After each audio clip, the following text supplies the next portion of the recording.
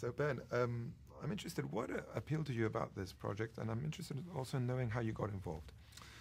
What appealed to me about this project was, it's in some ways hard to explain. You get hit in the head with a script and go, wow, this is great. And what made it great to me was that it seemed real. It surprised me. It was thrilling. It was funny. It was a spy story, and it was real. And once I had that combination, I just hadn't seen that, and I thought this is the recipe for making a movie that's really special. And it turned into what is the movie I'm most proud of in my life. And it feels very real. What research did you go through? And I believe you even studied Middle Eastern studies in college. Yeah, I majored in Middle Eastern studies in college. So that was I already knew about the Iranian Revolution and some of the circumstances surrounding it and what happened afterward and stuff. So the research that I needed to go into wasn't necessarily historical, political research. It was personal research. It was the people who were involved with the story, talking to Tony Mendez, the principal character, about being in the CIA and what that was like for him and what his everyday life was like and what it was like when he went over there pretending to be working on a movie and talking to the people who were hostages there then. I mean, the great advantage of doing a true story is that oftentimes, if it's if it's relatively recent, the people are still around. They can talk to you. If you do a movie about the Civil War era or something like that, everyone's gone. Your access to research is very limited. Whereas with this, I had all this incredible research, and I'm like a junkie for that. So it was really, really helpful. Speaking of your acting side of the film, who is Tony Mendez in your eyes? Tony Mendez, when I first met him, struck me as somebody not at all as along the lines of what I expected. He was very quiet. He was inscrutable, hard to figure out. And then I realized, this is like a true spy. He gives nothing away. He's got this instinct to just remain sort of as much in the background as possible. And whereas usually movie protagonists are out in front and always wanting to be the hero and save the girl, he was staying back, trying to be unnoticed. And I thought that's a brilliant idea for playing a protagonist in a movie, to flip the convention on its head and play a guy who's not a man of few words like sort of movie tough guy, but a man who's legitimately a few words because he wants to go unnoticed largely. And then it's really fascinating when he has to try to convince people to do something they don't want to do. And Tony himself was just an amazing, the first time I met him, he met me in this old CIA bar where Aldrich Ames had given away all the names of American agents to his Russian handlers. This is a guy who did this for real. And that kept striking me every time I talked to him. So as an actor, fascinating role to play then, right? It was fascinating. It was fascinating to play Tony. It was fascinating to be immersed in this world, to try to finesse the period stuff. And to try to take this incredibly sort of unrealistic situation in the sense that no one would believe it if you told them, and make it real as an actor and as a director. Speaking of finessing, you create an incredible balance between the drama, even the thriller aspect of it, and some humor. Was that hard to get? It was the thing that scared me the most, that balance, the drama, the humor, the thrills, the scares. And then, I just figured, the secret is just do it real. If the comedy is real, it won't make the movie seem ridiculous. If you're winking at the audience, then all of a sudden it seems like, well, we don't have to take this movie that seriously, so we don't have to take it seriously when these people's lives are in danger. And I was lucky to have, John Goodman and Alan Arkin, because they're master actors and master comedians, and they understand that comedy is rooted in truth and in realism. And so you watch them say some like outrageous stuff and do kind of outrageous things, but they're so convincing that you think they're real people, and so it doesn't corrupt, your perception of the movie.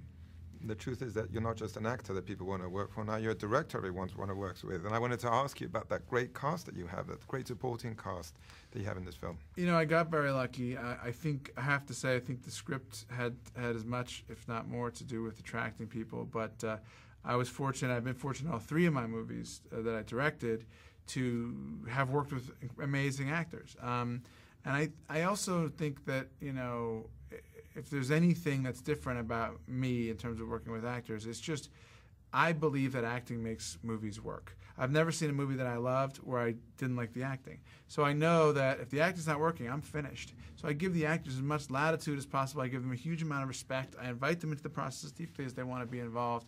And I think that's rewarding for actors, because a lot of times they're used to being treated as, chattel. Film takes place in different scenarios. We have Hollywood, we have Washington, and we have Iran, and you shot in Turkey. What was it like to shoot in Turkey and to create those three scenarios? Turkey was, we had a wonderful experience there. It was really, people were cooperative, they were lovely, they were enthusiastic. The city's incredible, Istanbul. So it was wonderful in that way. And I would recommend to anybody to shoot there and to travel there, because it's amazing. That whole sort of East meets West feel is so rich and so potent, and it's present in the whole city. We weren't able to get as many Farsi-speaking Iranians as I had hoped, because many of them, I was told, were afraid that if they were in the movie that there'd be reprisals against their family back in Iran, which was just a reminder of this kind of dark and Stalinist government that's still present there, But, in terms of shooting in Turkey and trying to create Tehran, the big thing we needed was extras, thousands and thousands of extras, and protest and yelling and chanting and doing it in Farsi, which, of course, is not their native language. So that was a challenge, but, the people of Turkey were really up to it and made the movie work. Seeing the film, one thinks, wow, real-life events can be more extraordinary than the wildest fiction you can imagine. I know, it's true. You do think the old truth is stranger than fiction has never been more applicable than this movie, I don't think. At least it ties for first, because who would ever imagine that this would be the tack that would be taken by the CIA, that it would be successful? I also felt the film, without giving you a specific message, I felt hopeful when I left the theater. It has that feeling of hope. Yeah, to me, it's a movie about, in a way, it's about peace, and it's a way, it's hopefully, it has some of the humanism that was, that inspired, like filmmakers like Renoir inspire in me, our connectedness as people, and that we use storytelling in a way as to kind of unites us globally. So those are nice themes. They were in the screenplay, and I think they're present in the movie. Would you say that acting has helped you direct?